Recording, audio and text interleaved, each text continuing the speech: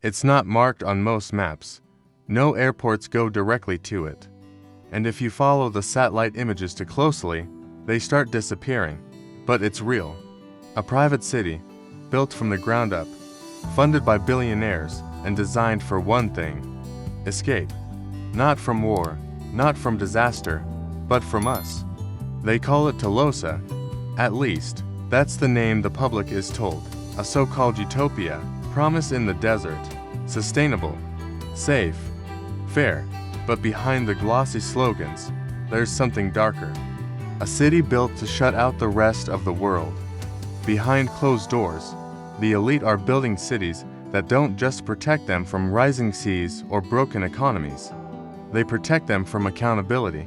And Tolosa is just the beginning. In Nevada, a stretch of empty land was quietly bought, not by a government, not by a state, but by one man, a venture capitalist named Mark Lore, a man with a vision so bold, it borders on dystopia.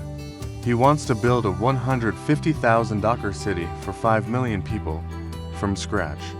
Governed not by elected leaders, but by algorithms. The plan: a city powered by AI and renewable energy, vertical farms, self-driving cars, drone deliveries, and smart contracts instead of police. On the surface, it sounds like a sci-fi dream.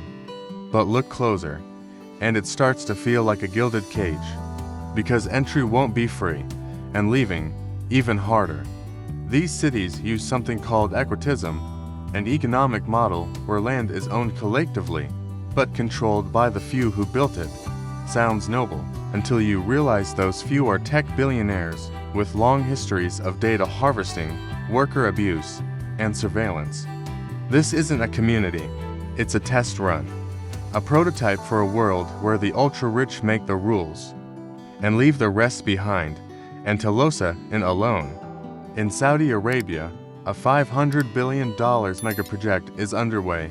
It's called an EOM, or The Line, a 170-kilometer linear city with no cars, no roads, no pollution. But here's what they don't advertise. To build NEOM, entire indigenous tribes were forced out. Some resisted. One man was even executed for protesting. Others, they vanished, because this isn't a city for people. It's a city for control. Every wall has sensors. Every home tracks your health. Every action, transaction, and word recorded. This is not a city. It's a digital zoo for elites. And the rest of us, we're not welcome. These new utopias aren't built on hope. They're built on fear. Fear of protests. Fear of climate refugees. Fear of instability, caused by the very people funding these cities. And now, they're running, not to bunkers, but to new kingdoms. Places where they can live forever, off-grid, untouched, unbothered. In New Zealand, the wealthy have quietly bought up land using shell companies. One estate, disguised as a farm, is rumored to have underground bunkers, private airstrips, and encrypted systems. Not for growing food, for fortification. Billionaire Peter Thiel, co-founder of PayPal, even bought citizenship there. Why? Because it's isolated, safe, and self-sustaining. But here's the real question. What happens when the cities are finished? When the gates are locked, and they no longer need us? History repeats. In the Gilded Age, rich tycoons built private estates, guarded by armed men. Back then, it was railroads and oil. Today, the new gold is data, and the walls. They're not just made of steel. They're built from code and control, invisible borders, social credit systems, biometric locks, AI-curated citizenship. If your behavior doesn't match their standards, you're denied. One leaked document from a smart city firm exposed a chilling policy: socio-behavioral screening. Translation: if your beliefs, habits, or history don't align with the city's values, you're out. They're not just escaping our bodies. They're escaping our minds. This isn't sci-fi. It's already happening. In deserts, in jungles, on islands most people don't even know exist. Private cities, private laws, private realities. In Honduras, a law called ZED was passed, letting corporations build mini-cities with their own rules. Billionaires rushed in. They built towns where labor laws didn't apply, environmental limits were erased, and protests were shut down. Some locals spoke out, they were silenced, some disappeared, and the plans keep growing, because for the rich, the solution to a broken world and fixing it.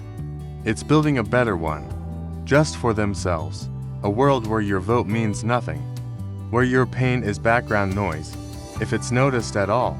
A former architect from Tolosa leaked a private meeting note.